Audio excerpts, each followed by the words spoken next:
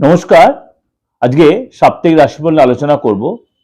আজকে বলবো 26 জানুয়ারি 2026 টু 1 ফেব্রুয়ারি 2026 সাপ্তাহিক রাশিফল নিয়ে আলোচনা। সুতরাং এই সপ্তাহের প্রথম দিনই হচ্ছে আমাদের প্রজাতন্ত্র দিবস। অর্থাৎ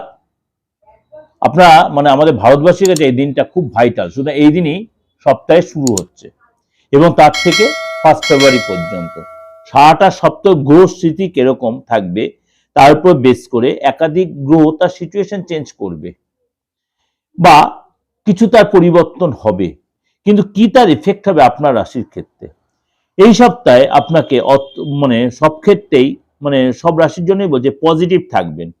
কোনো কোনো ক্ষেত্রে হয়তো একটু ফ্যাক্টর হতে পারে, কিন্তু আপনাকে আমি বলবো পজিটিভ থাকতে। যেমনি আপনার 29শে জানুয়ারি মঙ্গল শ্রবণা নক্ষত্রে, 29শে জানুয়ারি মঙ্গল শ্রবণা নক্ষত্রে, 30শে জানুয়ারি গুরু বৃহস্পতি পুনর্বসু নক্ষত্রে এবং 31শে জানুয়ারি বুধ এবং শুক্র তার ধনিষ্ঠা নক্ষত্রে প্রবেশ করে। অর্থাৎ এই যে 4 গ্রহ তার নক্ষত্র কিন্তু ট্রানজিট হচ্ছে।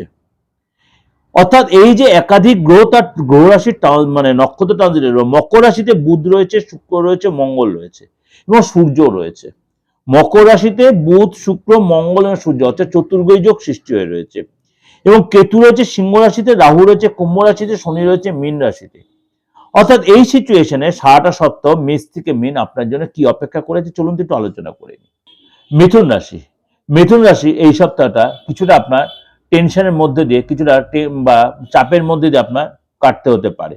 এই সপ্তাহে আপনার শরীর স্বাস্থ্যের প্রতি অবশ্যই যত্নশীল হবেন, বিশেষ করে আপনার হিডেন পার্টসে, বিশেষ করে আপনার ব্যথা বেদনা, প্রেশারের প্রবলেম, ব্লাড প্রেশারের প্রবলেম বা ফ্যামিলিগত কারণে আপনি টেনশন নিয়ে নেওয়া, এগুলো কিন্তু আপনাকে কষ্ট দেবে।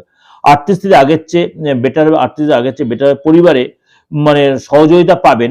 কিন্তু কোনো কোনো সময় আপনি যদি বিবাহিত হন, আপনার শ্বশুর শাশুড়ির থেকে কখনো একটু মানসিক কষ্ট পেতে পারেন। আপনার হয়তো তার ডাইরেক্ট কিছু হয়, কিন্তু আপনি হয়তো কোনো কারণে মানসিক একটু চাপে পড়তে পারেন। নিজের লক্ষ্যে পৌঁছানোর জন্য অবশ্যই নিজের সেই কাজে কনসেন্ট্রেট করুন এবং আপনাকে মানসিক দিক দিয়ে অনেক বেশি স্টেবল হতে হবে এবং অল্পতে ভেঙে পড়ে না, এবং আপনি নিজের দুর্বল পয়েন্টটা কাউকে না শেয়ার করলে বেটার হবে। চাকরি পেশায় যারা জড়িত আছেন তাদের কিন্তু অবসর সময় যথেষ্ট ভালো পাবেন। ব্যবসায় কিন্তু আপনার লাভ হবে।